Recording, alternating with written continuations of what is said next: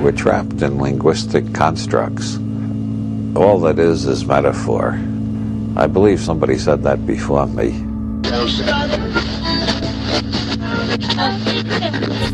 Do that. There. This is just dark color, so we can put a lighter color on top of it later. It'll stand out. You absolutely have to have dark in order to have light. Gotta have dark. Gotta have opposites, dark and light and dark, continually in painting. If you have light on light, you have nothing. If you have dark on dark, you basically have nothing. There we are. You know, it's like in life. You've got to have a little sadness once in a while so you know when the good times come. Yes, how do you do, Miss Rivers? A pleasure. How do you do, everyone? Very pleased to see you. Do you know that little ditty, rowing your boat down the stream? Do you know that? I know that very well. Oh, would you sing it for me, please? All of you. Would you, please? Will you sing it? Jacqueline? Row your boat gently down the stream. Merrily, merrily, merrily, merrily, life is but a dream. Very good. Now, the way we learned that at the Kingsley School was propel, propel, propel your craft gently down liquid solution. Ecstatically, ecstatically, ecstatically, ecstatically, existence is but an illusion.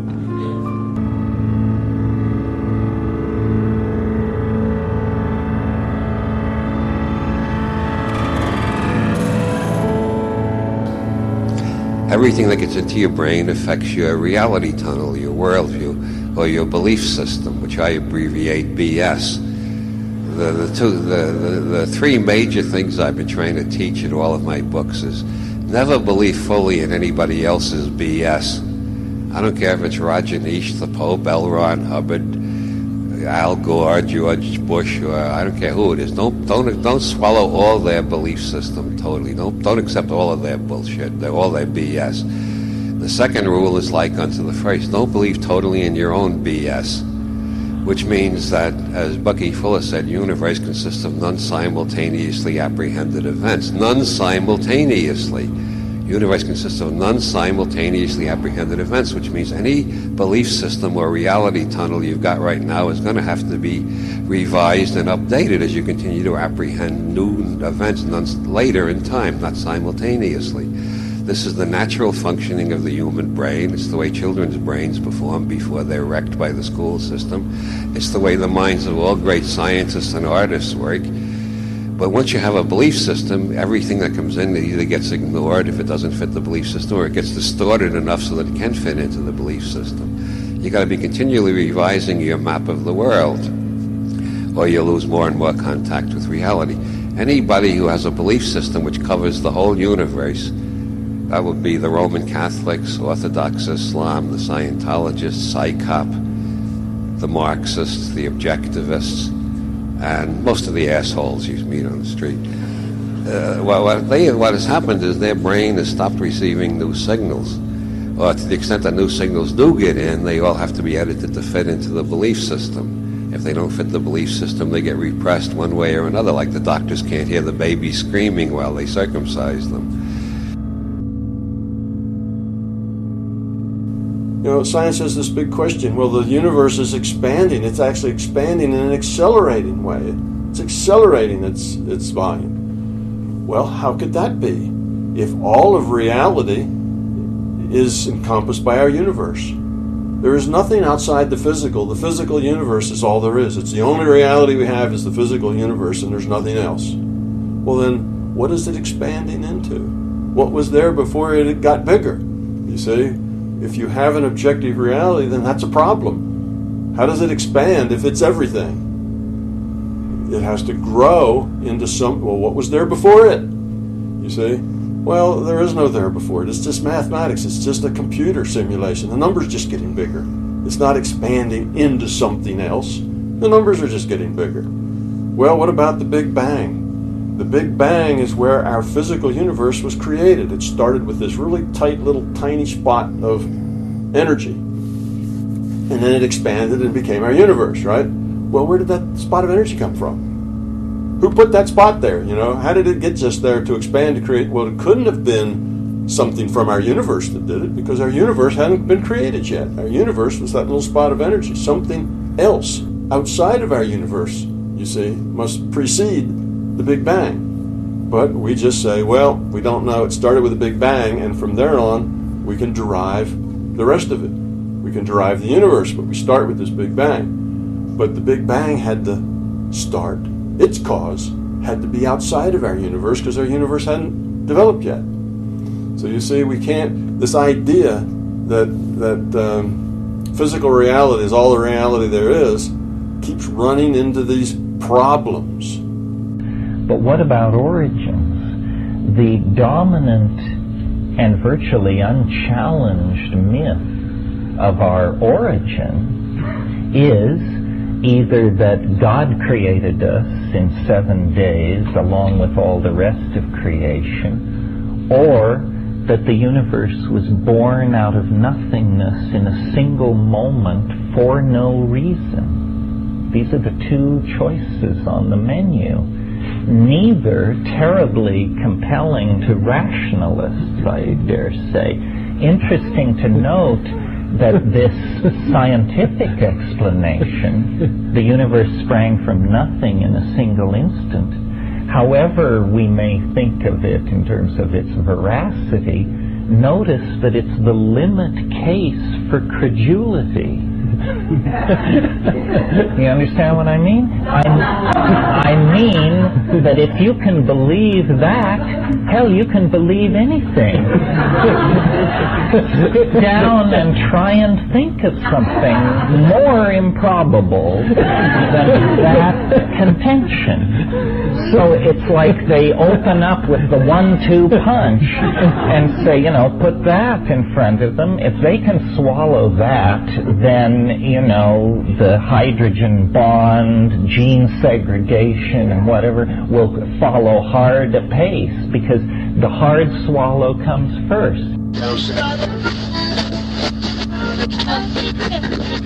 Hi, I'm Jerry. And I'm Murray. And we're here to tell you about the word observe. Yes, observe. Now, the word observe means to explore using all of your senses to find out more about something. That's right. And Jerry's going to observe something right now. Isn't that right, Jerry? That's right. I am, Murray. Tell me, what am I going to observe? Oh, let me get it. Here it comes. Okay.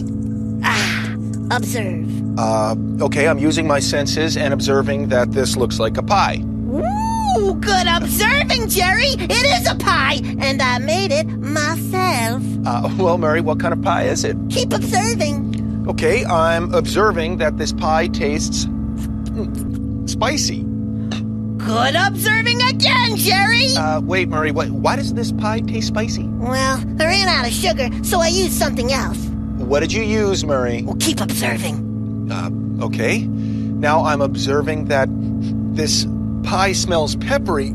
Did you use pepper instead of sugar? I did! Great observation! Well, thank you. Observe!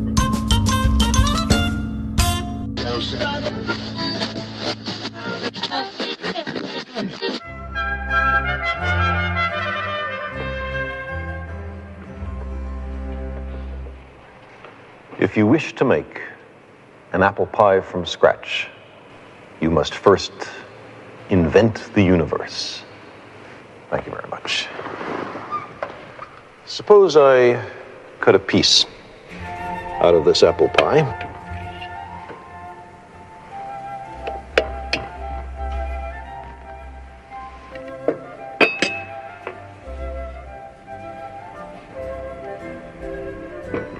Crumbly, but good. And now suppose we cut this piece in half, or more or less. And then cut this piece in half. And keep going. How many cuts before we get down to an individual atom? The answer is about 90 successive cuts. Of course, this knife isn't sharp enough, the pie is too crumbly, and an atom is too small to see in any case. But there is a way to do it. It was here, at Cambridge University in England, that the nature of the atom was first understood, in part by shooting pieces of atoms at atoms and seeing how they bounce off. A typical atom is surrounded by a kind of cloud of electrons. The electrons are electrically charged, as the name suggests, and they determine the chemical properties of the atom. For example, the glitter of gold, or the transparency of the solid that's made from the atoms silicon and oxygen. But deep inside the atom, hidden far beneath the outer electron cloud, is the nucleus, composed chiefly of protons and neutrons. Atoms are very small. 100 million of them, end to end, would be about so big. And the nucleus is 100,000 times smaller still. Nevertheless, most of the mass in an atom is in the nucleus. The electrons are, by comparison, just bits of moving fluff. Atoms are mainly empty space. Matter is composed chiefly of nothing. Observe! Zeno's paradox. Zeno was a philosopher who had a couple of paradoxes that said you can't get from point A to point B. It's actually impossible to do that. And if you assume that space and time are continuous, okay, if that's your going-in assumption, space and time are continuous. And today, most physicists would agree with that. Space and time are continuous. They don't believe that it's digital. Well, given that space and time is continuous, then what Zeno did is he said that there's a logical paradox because you can never get from A to B. Why not? Well, if you go half the distance from A to B and stop there, then you go half the distance of what's left and you get to a certain point, and half the distance of what's left, you get to a certain point, and you continually progress towards your point. But you could go and make those half a distance jumps each time, halfway to your goal, halfway to B each time. You would never get there, because no matter how close you get, the next time you only get half the way there. So you can never get it. You can never actually get there. So even if you have an infinite number of jumps, still you have yet another distance which you can divide in half to get there. You see, so even though you have an infinite number of steps, you never arrive. Now the reason that you have this problem then is the faulty assumption that space and time are continuous. So given that that's true, that they're continuous, then there's a logical problem. You see, there's a lot of things that we do here in space and time that are impossible logically to achieve. So the obvious solution to those, when you read Zeno's paradoxes, and there's like 6 or 7 of them, you immediately see that given that reality, that this universe is not created out of continuous space and time, that everything is digital. Time jumps forward in little chunks of delta t. Space degenerates into granularity, like pixels on your screen at small enough distances. Okay, so everything is really digital. Why is that? Because it's generated in a computer. It's generated in a digital computer. And you jump. The time jumps from one delta t to the next delta t. It doesn't slide continuously from one to the other. Now it's time t, and later it's time t plus delta t. There was nothing in between. It's digital. Same with space. You're here in this part of space if you're down at the pixel level, and next, if you're moving, let's say, along the x-axis, you can only go from this pixel on the x-axis to the next pixel on the x-axis. You can't land anywhere in the middle. You go from this pixel to the next pixel to the next pixel. What's in between isn't defined, doesn't exist. There's nothing in between. There is no time between t t and t plus delta t. There is no space between this pixel and the next pixel, because space is defined as these pixels, you see. So now it's trivial. You're going to look at all these things. Well, you keep dividing the distance in half, you eventually get down to 1 pixel. And you say, well, I'm going to divide the distance between this pixel and the next pixel by half. Well, there is no distance. To move at all, you have to go to the next pixel. That solves all these problems immediately, just realizing that. So the neat thing about it is that, again, an assumption of a digital virtual reality solves these logic problems that are still being argued today.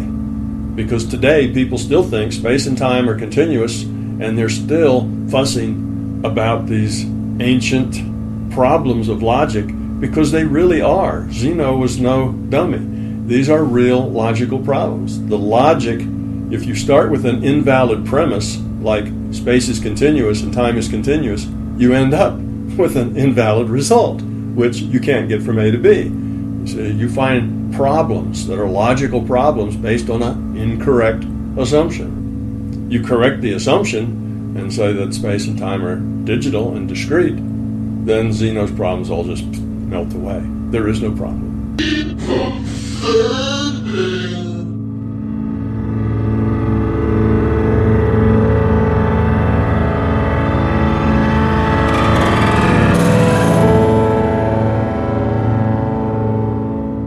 I, in my stories and novels, often write about counterfeit worlds, semi-real worlds, as well as deranged private worlds, inhabited often by just one person, while meantime the other characters either remain in their own worlds throughout or are somehow drawn into one of the peculiar ones. This theme occurs in the corpus of my 27 years of writing. At no time did I have a theoretical or conscious explanation for my preoccupation with these pluriform pseudo-worlds, but now I think I understand. What I was sensing was the manifold of partially actualized realities lying tangent to what evidently is the most actualized one, the one which the majority of us, by consensus gentium, agree on.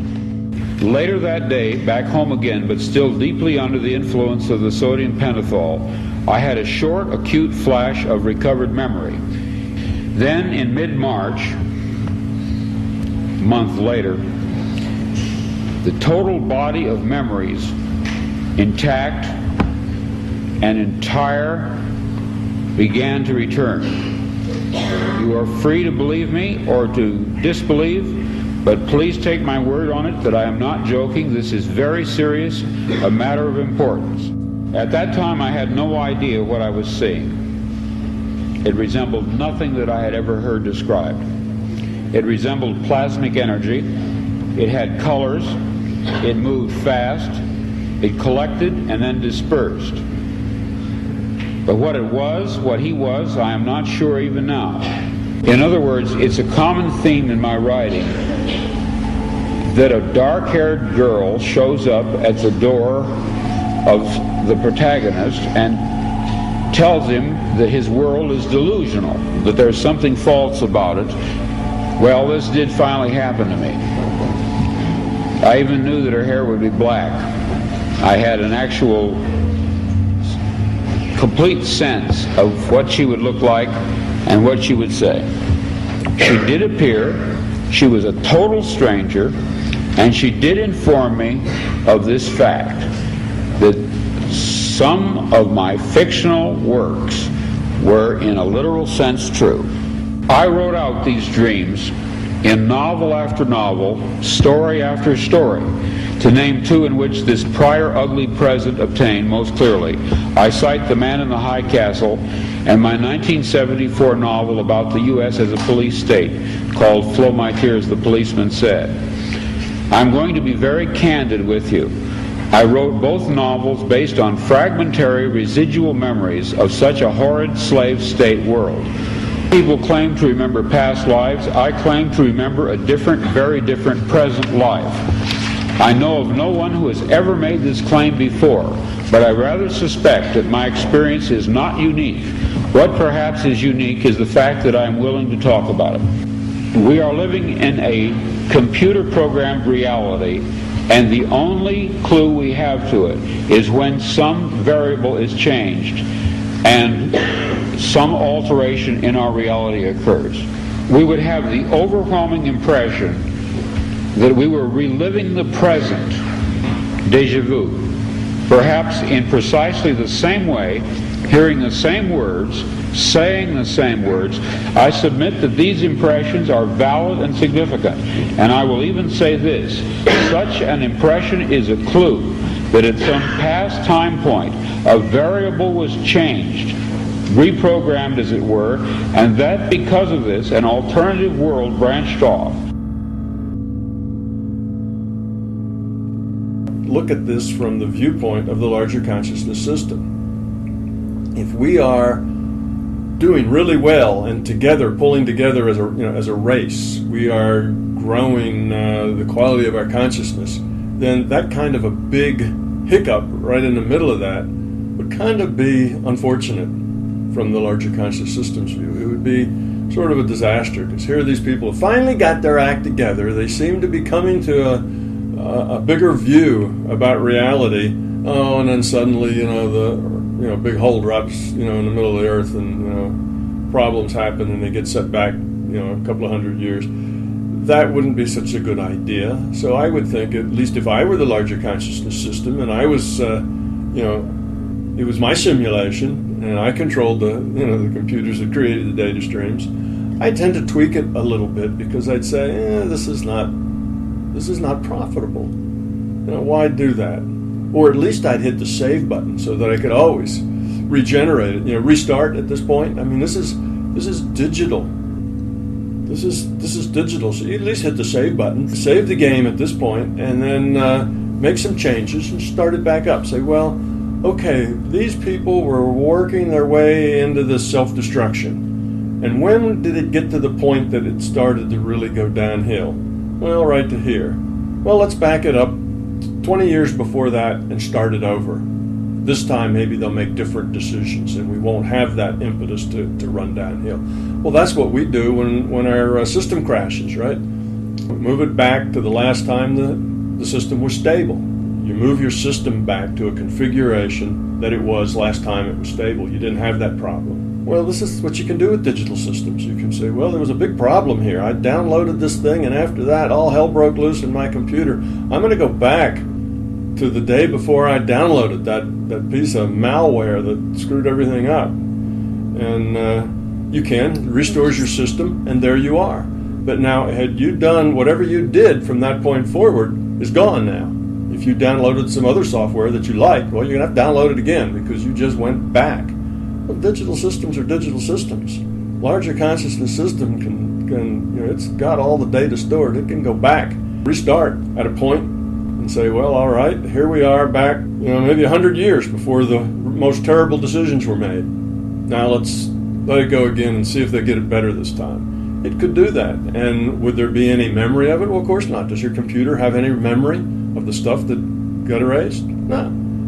It would seem perfectly continuous to the beings there. Now, maybe if it went back enough to where there are beings there that had died or whatever, that's all right. You just have all those same beings that were there at that time, and you fill them up with consciousness. Why not even be the same consciousness? You just fill them up with consciousness, and there might be a little wiggle in the process a little bit, and a few people might change personality, but mostly you could use the very same consciousness that had been inhabiting those bodies before, right? And you'd set all that back up, and you'd say, all right, hit the boards together and say, take two. The human experiment, take two. So you don't know whether this has happened, or whether it's happened 100 times, or whether it's never happened. It could have happened because of the nature of digital systems. Right. Yeah, that's the way it is. It's a simulation. You can always stop a simulation, back it up to some place. If you've saved everything, and if you see things going badly, you probably would save everything, just like in your computer. Your computer gets more and more unstable to where Word keeps crashing. Well, you learn that every time you write another sentence or two in Word, you save it before it crashes, because once it gets unstable, you start to get better at saving things. And I'm sure the larger conscious system feels the same way about it.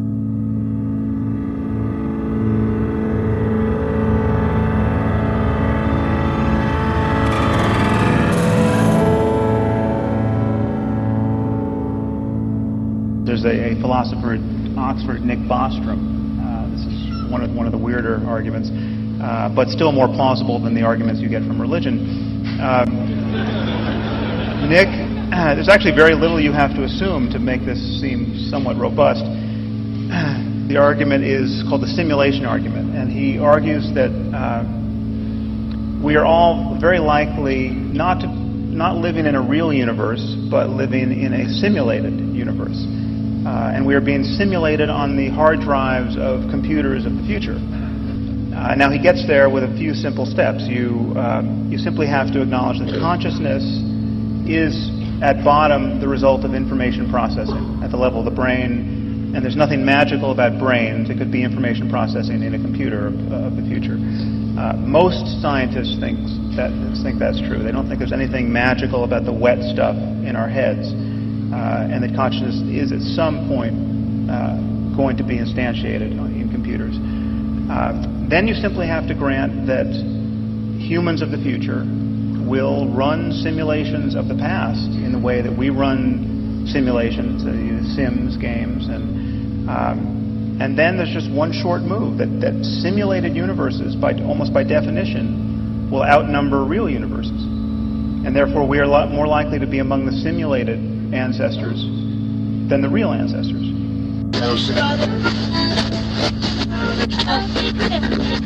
These are pictures of equations. I've been, for the last 15 years, trying to answer the kinds of questions that my colleagues have been raising. And what I've come to understand is that there are these incredible pictures that contain all the information of a set of equations that are related to string theory. And it's even more bizarre than that, because when you then try to understand these pictures, you find out that buried in them are computer codes just like the type that you find in a browser when you go surf the web. You're saying your attempt to understand the fundamental operations of nature leads you to a set of equations that are indistinguishable from the equations that drive search engines and browsers on our computers. That is correct. So, wait, I have to just be silent for a minute here. So you're saying as you dig deeper, you find computer code writ in the fabric of the cosmos. Into the equations that we want to use to describe the cosmos, yes. Computer code. Computer code, strings of bits of ones and zeros. It's not just sort of resembles computer code, you're saying it is computer code. It's not even just is computer code, it's a special kind of computer code that was invented by a scientist named Claude Shannon in the 1940s. That's what we find very, very deeply inside the equations that occur in string theory and in general in systems that we can say are supersymmetric. Some of those codes are showing on the screen behind you right now. They don't look like codes, but these pictures, which we call adinkras, are graphical representations of sets of equations that are based on codes that in the description of our universe, that is a supersymmetrical universe, which we were going to test in the LHC. If you believe that description, I can show you the presence of these codes. That's my statement. We say they're computer codes, first of all, because the structure of the equation is such that they dictate that there are certain things that are actually strings of ones and zeros. That's just digital data. But it's not just random ones and zeros. It's quite remarkable for anyone that I've talked to. We have no idea what these things are doing there. And these are just like people. Some of them are tall, some short, some heavy, some very thin. So tree trunks grow however makes them happy. So don't be afraid to experiment and put in all kinds of weird ones. I think probably nothing will teach you more than just experimenting. Do as many different things as you have the nerve to do. Shoo, just go for it. There. Sometimes you learn more from mistakes than you do from trying so hard. So anytime you make a mistake, before you get upset with it, look at it. Sometimes those mistakes turn into be the best learning devices we have. There we are. I get letters from people who say they're just not satisfied with what they're doing, that their paintings they're just not coming out the way they want them. And I think if there's a secret to human nature is the fact that we aren't satisfied. We're never satisfied. I hope you're absolutely plagued with dissatisfaction through your whole life. Because if you are, you'll always strive to do better. And over I tell my students, if you ever do a painting you're completely satisfied with, you might as well quit. Because you have nowhere else to go. There. And the next one that I do is going to be my masterpiece. Existence is but an illusion. Why are we here? What's this reality for? So we can learn, so we can grow, so we can become love.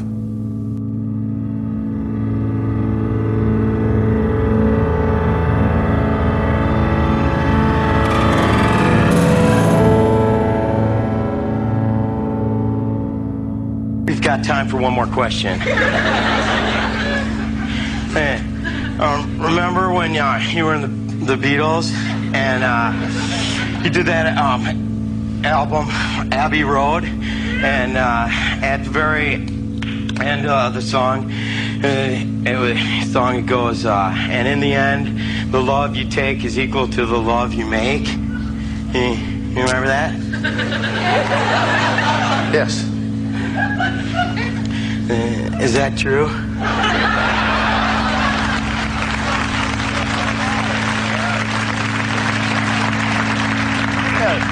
Yes, Chris, in my experience it is. I find the more you give, the more you get.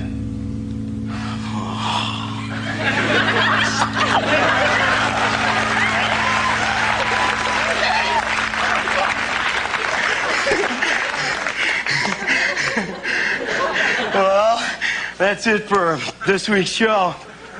Thank you. It's you I like. It's not the things you wear. It's not the way you do your hair. But it's you I like. The way you are right now. The way down deep inside you. Not the things that hide you. Not your jokes. They're just beside you. But it's you I like. Every part of you. Your skin, your eyes, your feelings, whether old or new. I hope that you'll remember, even when you're feeling blue, that it's you I like, it's you yourself, it's you, it's you I like.